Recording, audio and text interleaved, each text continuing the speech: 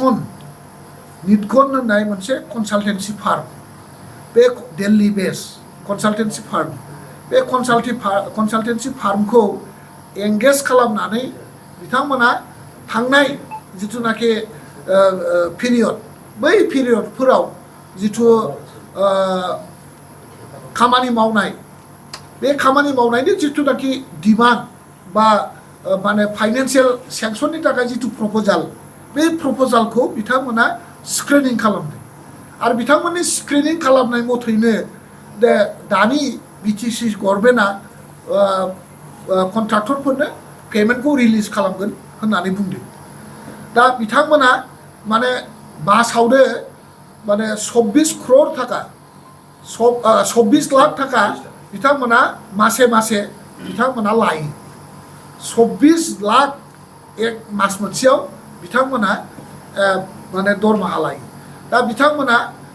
24 लाख थाखानि बेसेबां खामानि मावनो हाखो मावनो हाया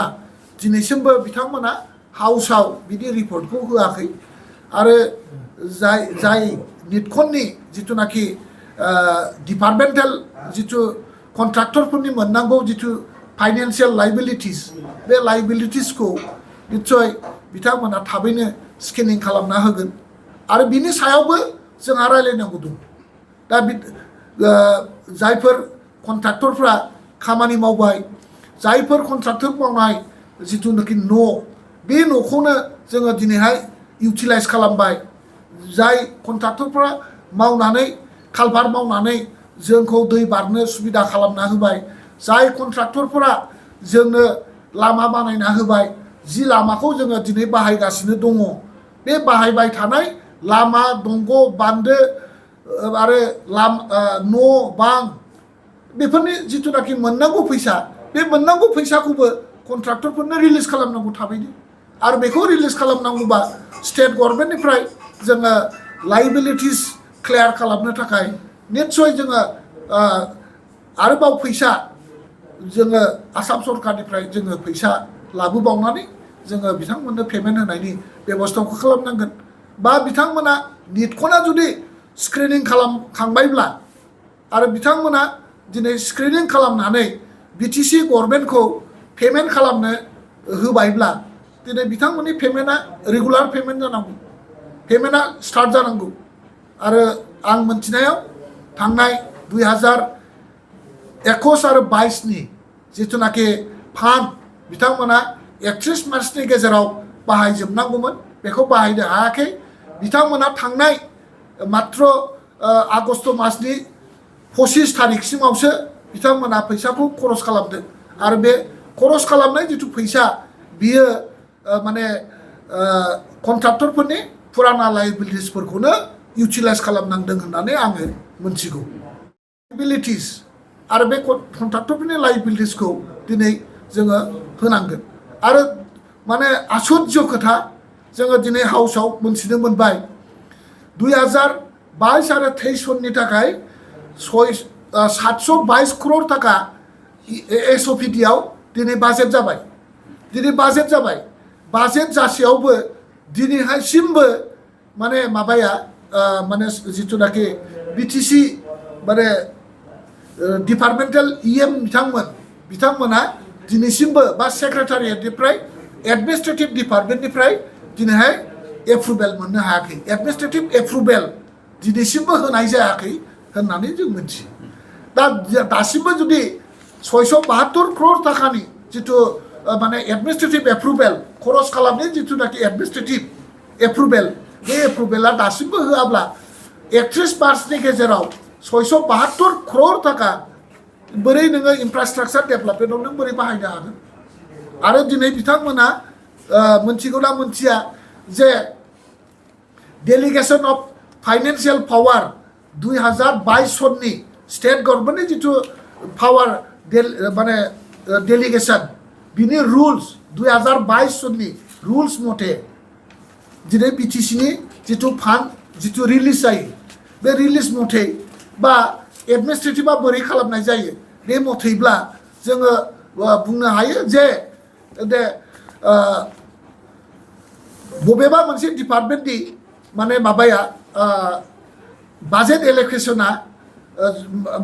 बाजेट एलोकेशननि डाबल एडमिनिस्ट्रेशन एप्रुवेल होनो हायो से जेनेबा माने एग्रिकालचार डिपार्टमेन्टनि बाजेट एलोकेशना 50 crore जुदि 50 crore बा बिथाङा माने 100 crore नि एडमिनिस्ट्रेटिभ एप्रुवेलखौ नै देग्लायनि बोसोरावनो होखानो हायो खारन खालमासि माने 50 बा बिथाङा 10% इनहेन्समेन्ट मोनगोन तार माने 55 crore जागोन 55 crore प्लस 50 crore 100 जोङो एडमिनिस्ट्रेटिभ एप्रुवेलखौ होखायोब्ला खालमासिनि जिथुनाखि डेभेलपमेन्ट खामानि बे खामानिया एडभान्स जानानै थायो खालि फान्डखौल' नोङो 50 crore नि बारा नोङो रिलिज खालामनो हानाय नङा 50 crore रिलिज खालामखांनायनि उनाव नेक्स्ट फैसा फैनाय लोगो लोगोनो जोङो मावखानानै थाबाय नालाय खामानिया लोगो लोगो खरस खालामनो हायो बेवहाय खुनु धरनर लायबिलिटिस गैया आरो देग्लायनि जिथुनाखि फाइनान्सियेल रुल बे फाइनान्सियेल रुलाव स्टेट गभर्नमेन्टआ बेखौनो एप्रुभ खालामनानै लादों 75,000खौबो होनदो 75,000 माने मोनसे स्पष्ट एसेम्बलि आरो गोबां स्कुल प्रभिन्सियेलाइजेसननि खोथा स्कुल प्रभिन्सियेलाइजेसन खालामनायनि जिथुनाखि माने थांनाय एसेम्बलियाव जेरखम जोंनो खोथा होनाय मथे दिनै बिटिसि गभर्नमेन्टआ बेखौ मावफुंनो हायाखै दिनैहाय जोंहा गोबां माने LP ME high school senior secondary junior कलेजफोर माने भेन्सार जानानै दङ बे भेन्सार जानानै थानाय पस्टफोरखौ थाबैनो जाहाथे जोङो फिलआप खालामनो माने प्रभिन्सियेलाइज खालामो बिनि सायावबो जोंहा निश्चय रायलायनांगौ दङमोन आरो बेखौ रायलायोमोनब्ला निश्चय दिनै बिटिसि ओनसोलाव थानाय जिथु नन प्रभिन्सियेलाइज स्कुल कलेजफोर दङ बेफोरखौ जोङो थाबैनो आसाम सरकारनि दृष्टिगोचर खालामनानै जोङो प्रभिन्सियेलाइज खालामनायनि हाबाफारिखौ एसे दावगाहोनो हायोमोन दिनै जोङो नुबाय जे सारा बिटिसिआव माने बेसेबां स्कुलाव पस्ट खालि जानानै दं बेफोरनि सायाव जोङो दिनै प्रश्न खालामदोंमोन आरो बेफोरनि सायाव जोङो दिनैहाय बे भेकेन्सि जानानै थानाय एलपि टिचार एमइ टिचार बा हाई स्कुल टिचार बा जोंनि टेट क्वालिफाइड माने टिचार बिथांमोननि जिथुनाखि एपइन्टमेन्ट बिनि सायावबो जोङो गुवारै सावरायनांगौमोन आरो थाबैनो एपइन्टमेन्ट होनायनि बेबस्थाखौ लानांगौमोन दिनै बेखौबो रायलायनो थाखाय बिथांमोना रेडि गैया जों दिनै मिथिगौ दिनैहाय 350निबो बारा क्वालिफाइड टेट टिचार बिसिबांबा बोसोर बिथांमोना माने मावबोबाय दिनै बिथांमोना दासिमबो माने माबा जायाखै रेगुलार जायाखै गोबां रेगुलार जाबाय आरो दासिमबो 350निबो बारा माने कन्ट्राक्चुवेल टेट टिचारफोर दिनैहाय खामानि मावगासिनो दङ दिनैहाय बिथांमोना 13 मास जाबाय दिनै गरसेबो माने दरमाहा होआखै 13 मास जोंनि टेट क्वालिफाइड कन्ट्राक्चुवेल मास्टारफोरनो दिनै दरमाहा होयैया खुब दुखुजनक आरो आङो नोंथांमोननि मिडियानि जरियते नोंथांमोननि गेजेरजों जोङो खावलायगोन बिटिसि अथरिटिखौ जाहाथे थाबैनो बिथांमोननि मोननांगौ जिथु दरमाहा मोननांगौ जिथु माने जिथु बिथांमोननि दरमाहा बे दरमाहाखौ जाहाथे थाबैनो सासे MCLA जय मुसाहारि बिथाङा गबिन्द बसुमतारीनाव सोंदोंमोन जे दिनैसिम जे बिसिबां सेल्फ हेल्प ग्रुपखौ एक्टिभेट खालामनाय जाखो बिसिबां सेल्फ हेल्प ग्रुपनो फाइनान्सियेल सापर्ट खालामनाय जाखो दा बेवहाय जोंहा स्पष्ट जाबाय बिथांमोना रिभल्भिं फान्डनि दारै डिपार्टमेन्टनि BDO अफिसारफ्रा जि मावदों बेनो मावगासिनो दङ खुनु सेल्फ हेल्प ग्रुपनो फाइनान्सियेल सापर्ट होनाय जायाखै होननानै बुंदों दिनै क्लियार जाबाय आरो बेयावनो जोङो मोनथिनो लुबैनानै बिथाङा साप्लिमेन्टारि मोनसे कुइसन खालामबाय जे नोंथांमोना माने गोबां समाव गोबां जायगायाव नोंथांमोना रायजो राजानो कमिटमेन्ट होदों जे जोङो बिटिआर सरकाराव फैनाय लोगो लोगोनो 3 मासनि गेजेरावनो प्रत्येकटा सेल्फ हेल्प ग्रुपनो 75,000 जोङो माने फैसा होगोन होननानै बुंनाय बे खोथाया दिनैसिमबो इमप्लिमेन्ट जायाखै नोंथाङा मा बुङो होननानै सोंनायाव बिथाङा माने स्पष्ट बुंबाय जे बेथ' माने राजनितिक डायलगसो राजनितिक स्ल'गानसो इलेक्सनाव जोङो रायजो राजाफोरखौ ओरैनो बुंफ्लानाय मोनसे माने डायलगसो होननानै दिनै गबिन्द बसुमतारिया हाउसआव गावनो सिखार लानांबाय जोङो इलेक्सनाव मा बुङो मा बुङा अनेक जोङो उमुक होगोन थुमुक होननानै बुंदों खिन्थु इलेक्सनाव होनाय कमिटमेन्टआ जों नैबे दानि अफिसनि जिथु प्रसिडिउर बे प्रसिडिउरजों मिलाया डिपार्टमेन्टेल प्रसिडिउरनि थाखा फैसा राननाय स्किम राननाया आलादा ओमफ्राय इलेक्सनाव बा पार्टी मिटिङाव बुंनाय रावा राजनितिक आलादा होननानै बुंबाय अब्ला जोङो स्पष्ट आरो सोंबावबाय बिदिब्ला नोंथांमोना बेखौ इमप्लिमेन्ट खालामगोन ना खालामा बिथांमोना बेथ' स्पष्ट जाबाय जे 75,000 जे फैसा मोनगोन जे 75,000 फैसा होनायनि माने खुनु गभर्नमेन्टआव प्रसिडिउरबो गैया नीतिबो गैया नियमबो गैया जों आगोलावनो बुंखादों जे माने सेल्फ हेल्प ग्रुपनो बे रोखोमै रावबो फैसा होनो हाया आरो बिटिसिआर गभर्नमेन्टआ जुदि 75,000 जुदि माने सेल्फ हेल्प ग्रुपनो फैसा होयोब्ला बोसोरसेयावनो 2-3 माने हाजार crore थाखा बाजेट एसओपिडि एल'केसन खालामबाबो होनो हाया MCLA जय मुसाहारि बिथाङा गबिन्द बसुमतारिनाव सोंदोंमोन जे दिनैसिम जे बिसिबां सेल्फ हेल्प ग्रुपखौ एक्टिभेट खालामनाय जाखो बिसिबां सेल्फ हेल्प ग्रुपनो फाइनान्सियेल सापर्ट खालामनाय जाखो दा बेवहाय जोंहा स्पष्ट जाबाय बिथांमोना रिभल्भिं फान्डनि दारै डिपार्टमेन्टनि बिडिअ अफिसारफ्रा जि मावदों बेनो मावगासिनो दङ खुनु सेल्फ हेल्प ग्रुपनो फाइनान्सियेल सापर्ट होनाय जायाखै होननानै बुंदों दिनै क्लियार जाबाय आरो बेयावनो जोङो मोनथिनो लुबैनानै बिथाङा साप्लिमेन्टारि मोनसे कुइसन खालामबाय जे नोंथांमोना माने गोबां समाव गोबां जायगायाव नोंथांमोना रायजो राजानो कमिटमेन्ट होदों जे जोङो बिटिआर सरकाराव फैनाय लोगो लोगोनो 3 मासनि गेजेरावनो प्रत्येकटा सेल्फ हेल्प ग्रुपनो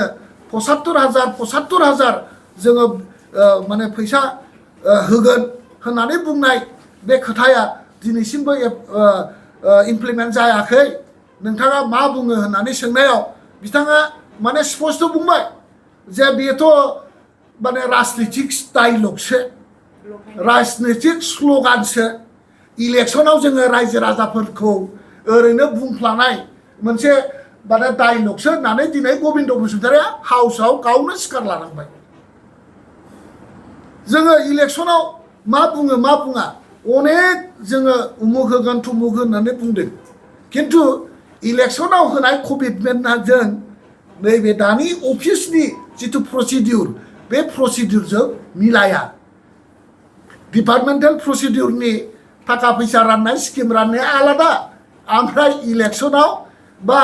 पार्टी मिटिङाव बुंनाय रावा राजनितिक आलादा होननानै बुंबाय अब्ला जोङो स्पष्ट आरो सोंबावबाय बिदिब्ला नोंथांमोना बेखौ इमप्लिमेन्ट खालामगोन ना खालामा बिथांमोना बेथ' स्पष्ट जाबाय जे 75,000 जे फैसा मोनगोन जे 75,000 फैसा होनायनि माने खुनु गभर्नमेन्टआव प्रसिडिउरबो गैया नीतिबो गैया नियमबो गैया जों आगोलावनो बुंखादों जे माने सेल्फ हेल्प ग्रुपनो बे रोखोमै रावबो फैसा होनो हाया आरो बिटिसिआर गभर्नमेन्टआ जुदि 75,000 जुदि माने सेल्फ हेल्प ग्रुपनो फैसा होयोब्ला बोसोरसेयावनो 2-3 माने हाजार crore थाखा बाजेट एसओपिडि एल'केसन खालामबाबो होनो हाया बे दरमाहाया बबे प्रिन्सिपल बबे सार्भिस रुलनि बा बबे माने नियमखौ लानानै सार्भिस रुलखौ लानानै बिथांमोननि दरमाहाखौ फिक्स खालामनाय जादों जोङो बेफोरखौ जोङो प्रश्न खालामदों दिनै जोंनि प्रश्न बे 1,25,000 सासे मानसिया स्टार्टिं बिटिसिआव खामानि मावनायावनो बोरै दरमाहा होनो हायाखै बिथांमोननि साख्रिया बबे माने सार्भिस रुलजों गभार्न जागोन स्टेट सार्भिस रुल ना सेंट्रेल गभर्नमेंट सार्भिस रुल ना सेक्रेटारिएट माने सार्भिस रुलजों गाइड जागोन कोनो माने माबा गैया कनफिउज बिथांमोना बोसोर मास मोनसेयावनो माने 36 लाख 36,000 लाख माने 50,000 खरस खालामो दा बे खरसखौ बिथांमोना रेभिनिउ माने बिटिसिनि मेसेलिनियास रेभिनिउ कालेक्शननिफ्राय माने होयो होननानै बुंदों दा बे नों आं जोंनि जिथुनाखि रेभिनिउ बिटिसि गभर्नमेन्टआ जों होनाय जिथु रेभिनिउ बे रेभिनिउखौ दिनै बिथांमोनासो माने उपभोग खालामगासिनो दं